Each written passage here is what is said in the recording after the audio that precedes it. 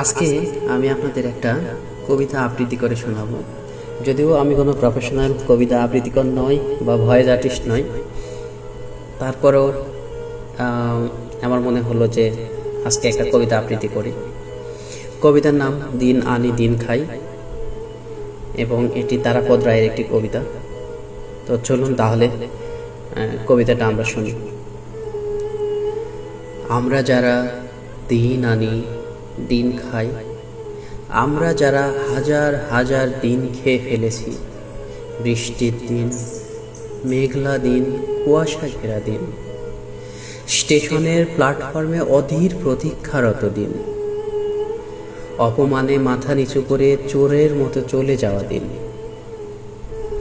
খালি পেট, ছেঁড়া চটি, ঘামে ভেজা দিন, নীল পাহাড়ের ওপারে সবুজ বনের মাথায় দিন, নদীর জলের আয়নায় বড় সাহেবের ফুলের বাগানের দিন,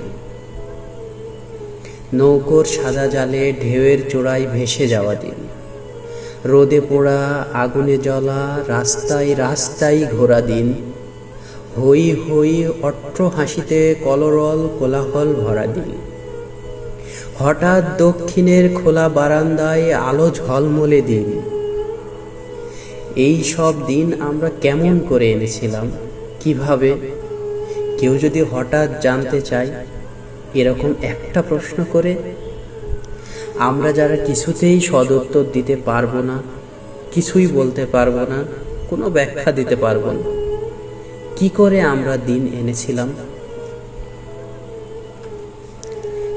কেন আমরা দিন আনি, কেন আমরা দিন খাই, কেমন করে আমরা দিন আনি দিন খাই?